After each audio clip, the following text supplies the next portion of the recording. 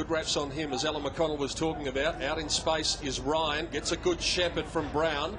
Ryan runs up to the 50. The unenviable decision of whether or not he wants to be a footballer or a volleyball player at the international level, and fortunately for us, he's chosen our game. Mitchell Brown, one of a set of twins in the Victorian team, comes out wide to Sean. But once again, the skill's just letting them down, although they needed to be really careful. They'll certainly settle down from here. Again to a one-on-one contest, and again Schmidt doing well. And that man is getting a little bit of it. Sean Gregg, George almost the mark. Brown taken to the ground. Now, are they going to be able to find any sort of space back inside? And his kick too, also not that flash. And it's going to enable Gibbs to get away. Marks and goes. Gets it in there quickly against South Australia with an imbalance of numbers in the air and on the deck. Who's been busy and lively early. Good kick, good centering ball, and a strong mark taken by Mitchell Brown.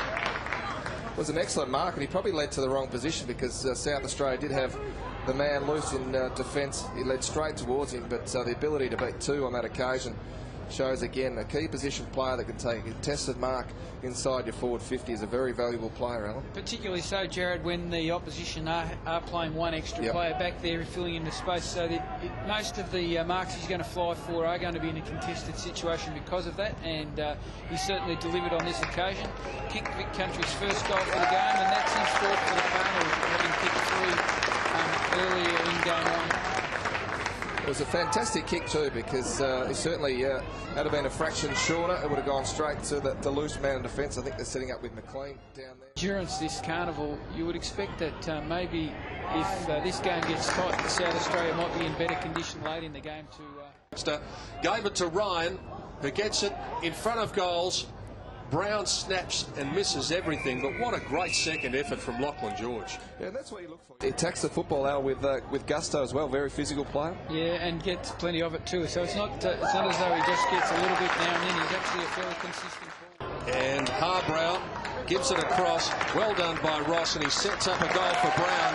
And again, the Vic's able to sweep the ball down the ground quickly, and Brown has chimed in with his second goal, and good stuff from Vic Country. Harbrow, I should say, and he gets it to George, and George has a man short and uses him in Brown, and yet again an important touch from Jared Harbrow, finding the man in space in Lachlan George. And Pete, Jared just mentioned the notion of this, the media circus, if you like, and the ability of young players to manage all of that. As part of the AOS program, which many of these boys have been through, they do get a considerable amount of training in relation to personal presentation, public speaking, and management of issues such as media training. In fact, as part of this most recent Academy squad, we've put together a document of all of the publicity that the boys have been involved in. It's probably about 80 pages in. By Daniel Connors, who took that spectacular mark earlier. Yet again, South Australia with the numbers, but front and square is Harbrow, and he kicks to a fake and goal square, and it dribbles through. What about that? Griggs, smart work. Connors has been good. Out into space. Mitchell Brown has already kicked 3 goals. Gets a shepherd from Reed, and then on the spot tries to find Hardy in the pocket. Kick was ill-directed. Good quarter. Probably 6 or 7 I think will get drafted, and in the Vic Metro, Vic Country, you've probably got a similar number, and South Australia at the moment have got a couple of big standouts, and probably Bryce Gibbs in the cellar as well, James Cellar. And the qualities that you're looking for in a player, that different from what the AFL club's looking for as well? Not that much different. I mean, probably our preference. Changed footwear at half-time. He was having trouble keeping his feet, but of course as the morning progresses and the dew leaves the ground, it gets a bit easier for the players to hold their feet. Now it's the turn of Victoria to come forward. Of youngsters along, even younger than the guys out on the ground. Grigg to the hot spot. Where he's got a little bit more space is certainly suiting him very much. At this stage, he's probably situations. Hockey to Ewell across half-back for Victoria. No question about that, Jared. He certainly has great attack on the footy, and one of the qualities that we love to see in young footballers. Sean Grigg, the top disposal winner on the ground with 25, as you saw from the top 5. Are on top of the ladder at this stage in the season, and that's probably one of the reasons why. Yeah, that would be involved in the training that some of the Vic countries boys are able to execute in comparison to some of the other teams in this competition. And in fact, it does present as an enormous upside. Footy, none more so than big Jonathan Brown, who's pretty much the best player in the competition. And I saw comparisons between Exactly like David Meats, and he was impressive, Peter. Eddie. So far for James Seller as we begin the final quarter. Vic country with a big lead. South Australia, you would think. So after a long delay here, back into the action. Gibbs marks from the restart. Just got onto the foot of Pepe. That's what you look for from your small forwards.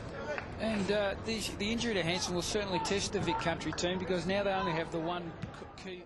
12.5 minutes to go, back to 23 points. Damien Marnie has come back from the room, so we'll go down to him soon and try and get a report. For Williams, good spoil was by Kerr, and then he's ripped down in a fierce tackle. The players just running to him, trying to get him up. Now, while this is going on, Damien Marnie is down on the boundary line. Damien, have you got a report for us? The umpire's going to call it back, and there is Mitch Brown coming from the ground, pretty groggy. He almost Eddie, who marks where the boundary line and the 50 intersect. Damien Marnie on the boundary line. What have you got on Mitch Brown? He's okay. You can see him walking up and down this boundary line there. An update on Hansen. Again, they're not saying too much more apart from the fact that he has suffered concussion. Okay, so Mitch Brown's seemingly okay.